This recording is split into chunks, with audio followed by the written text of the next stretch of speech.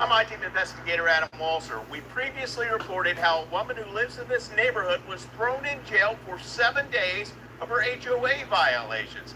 Now we're hearing from other neighbors who say they faced fines, legal fees, and even foreclosure for violating HOA rules.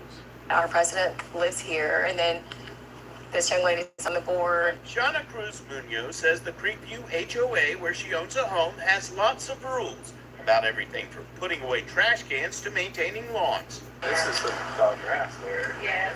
The HOA board hired a property manager, Ron Trowbridge of the Trowbridge Company, and a law firm, Tricia and Ross, to implement 67 pages of covenants, conditions, and restrictions.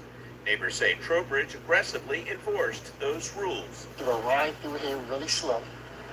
In his truck, he had his clipboard on his lap, and if he was going to write you up, he'll stop right there in front of your house. We got a violation on a Sunday for having a toy wagon outside. This is what they were showing in court, like pictures. Yeah. Of Irina Green received notices for dead grass, dents in her garage door, a dirty mailbox, and having a commercial van. The HOA sued her, and she was arrested for failing to show up for a court hearing to prove she corrected the violations. There was no bond, so I couldn't even go home to my family. I sat in them for 7 days.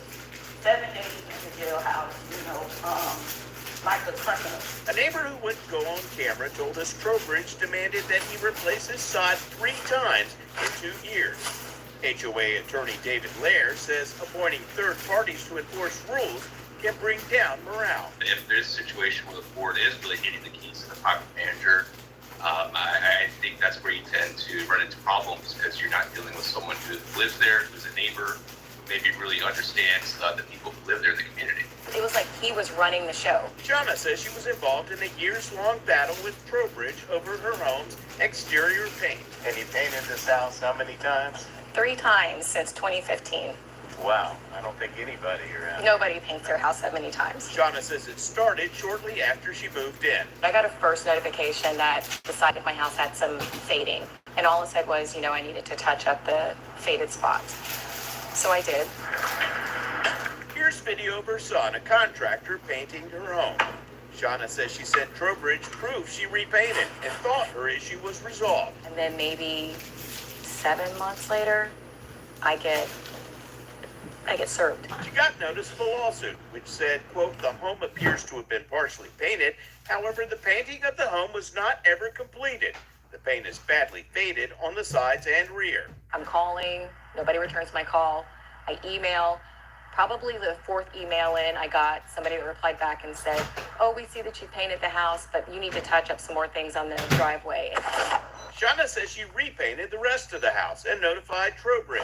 Some more months went by, I didn't hear anything, and then all of a sudden I start getting all these letters in the mail that say, hey, let us help you with your foreclosure. And I'm like, what foreclosure? I call my bank, they're like, nope, we don't have anything. And I'm like, what is it? Can't possibly understand. Find out it's the HOA. They had put a lien on my house. And you didn't know? I didn't know anything about it. She emailed Trowbridge and he responded, quote, we know nothing of a message or foreclosure. A lawsuit has been filed against you by the HOA. You should respond as instructed in the lawsuit. Your communication regarding this matter must be with the attorney, not the HOA office. The foreclosure action was for the HOA's attorney's bills. You're in a situation where they're trying to take your house over legal fees. Right.